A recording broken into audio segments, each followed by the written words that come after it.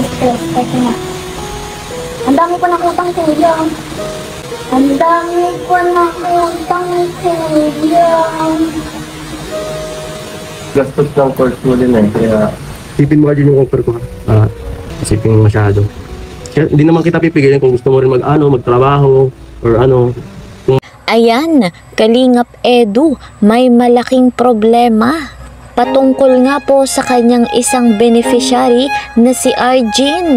Mukha nga pong ayaw nang mag-aral dahil sa stress, marami ng utang at bayarin. Ano nga ba ang magiging solusyon ni Kalingap Edu patungkol dito?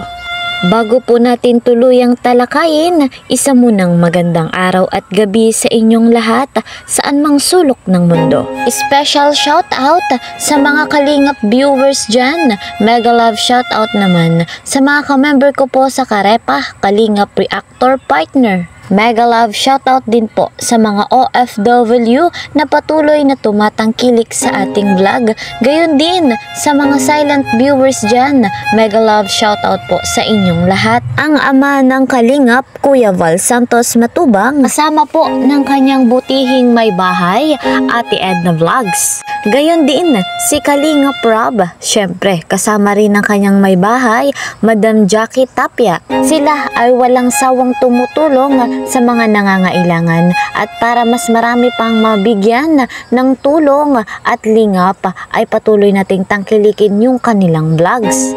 Sa inyo pong lahat, ako'y patuloy na naglalambing. Ako po si Kalingap Kiel, humihingi ng suporta sa bago pa sa aking munting channel. Please po subscribe, like and share my videos. At para lagi po kayong updated, click the notification bell. Ayan guys mga Kalingap, agad-agad ay dito na tayo sa ating topic sapagkat si Kalingap Edu nga po ngayon ay namomroblema sa kanyang beneficiary na si Arjin. Ayaw na nga po munang mag-aral dahil sa stress at marami na ngang utang at bayarin sa school. Eto mga Kalingap, para mas malinaw, panoorin natin ito. Credit to the owner of this video, Kalingap Edu. okay lang. Parang na, ano ka, medyo na-teary-eyed ka ngayon. Parang ramdam ko sa ano mo, medyo natataranta ka. Kanina ka pa sila ano dyan, parang hindi ka mapakali. Gano'n nakatagal mo na parang na ano, ay isip na Mga 1 month na din po kasi, di ba ma-exam mo namin po kayo? Doon po ako na-stress kasi nga, ang dami ko nakutang kuya. ay pwede yan.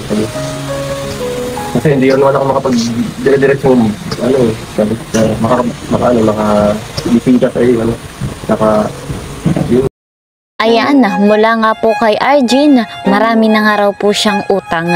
Hindi lamang po utang, meron ding bayarin pa sa kanyang school. So, ano nga ba ang maipapayo dito ni Kalingap Edu? Panoorin natin ito. kung nahihirapan ka talaga mag-ano, no? Sa tuition fee lang, ano. Kaya ano kita, kung matatakot ka dahil ano, sa ina. Pwede kita, halimbawa, lipat na lang tayo. Kahit, kahit medyo simpleng course. Para medyo kaya-kayanin ko pa. Kasi yung minsan talaga, iba talaga yung yung gastos ng course mo din eh. Kaya, So, alam naman natin mga Kalingap, yung kurso ni Arjin, isang nursing. Ito nga po ay magastos. At ayon pa kay Arjin, pagdating nga po ng second year college, ay meron ng OJT kung saan aabuti nga daw po ng 100,000 ang magagastos. Kaya naman mga Kalingap, ang solusyon ni Kalingap Edu ay maaaring lumipat ng ibang kurso itong si Arjin. Isipin mo ka din yung offer ko ha. Isipin mo masyado. Kaya, hindi naman kita pipigilin kung gusto mo rin magtrabaho or ano. Kung magtatrabaho, baka lumayo ka na naman sa pamilya mo. Ganun ba? Di mas lalong mapapasama ka niyan. Sayang taon mo nun. Ayan mga Kalingap, tama naman po yung sinasabi ni Kalingap Edu dito kay Arjin. Eto nga po ay kailangan niyang pag-isipan ng mabuti para sa kanyang magandang kinabukasan. Ang bala ko po sana is magtatrabaho muna, tapos mag-iipon kami. Then patuloy kasi iniisip ko po Matatagalan yung yun, iniisip yung ko taon. po yung hirap din po.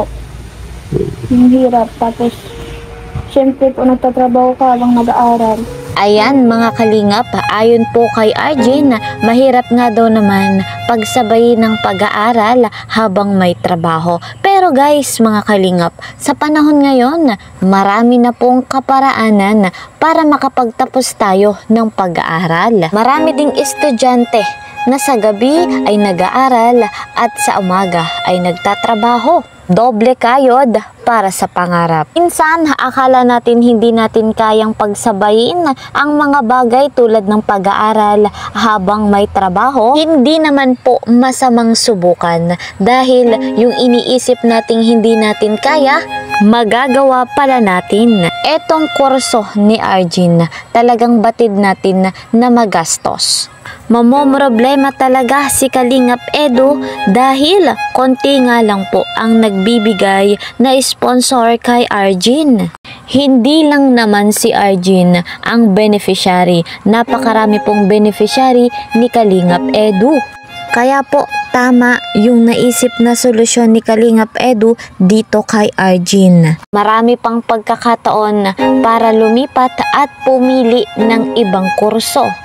Kung sakaling lumipat nga po ng kurso si Arjin, magiging irregular student siya. Okay lang po yon. Ang mahalaga ay kaya ng pag-aralin ni Kalingap Edu itong si Arjin at hindi na dumami pa ang utang at bayarin. Siyempre, kapag may utang, may bayarin at nagdudulot din ng stress. Yung ganitong problema ay masusolusyonan basta si Kalingap Edu. Magtiwala lamang tayo. Kahit nga po may iniinda pang karamdaman, si Kalingap Edu ay patuloy pa rin yung kanyang pag-aalala sa kanyang mga beneficiary. Ganyan po kabuti ang kanyang puso. Kikita natin sa kanya si Kalingap Rob at si Kuya Val Santos Matubang na napakarami na nga pong natulungan. Kaya naman aking hiling patuloy din nating tangkilikin yung vlogs ni Kalingap Edu para mas marami pa nga pong malingap. Kagaya po nitong si Arjin, ang tanging layunin lang naman ni Kalingap Edu ay marami siyang matulungan. Nawa po, pagpalain pa si Kalingap Edu para hindi lamang si Arjin ang kanyang mabigyan ng tulong, kundi lahat ng kanyang beneficiary. Sana nga po ay tuluyan ng gumaling sa kanyang karamdaman para tuloy-tuloy na yung kanyang ginagawang pagbablog. Magiging okay din ang lahat, lalo pa at inspire ang ating Kalingap Edu kay Bibi Viancy. So, eto po muna ang ating update. See you po sa next video. Mag-iingat po kayo palagi. God bless everyone. God bless Team Kalingap. Bye-bye!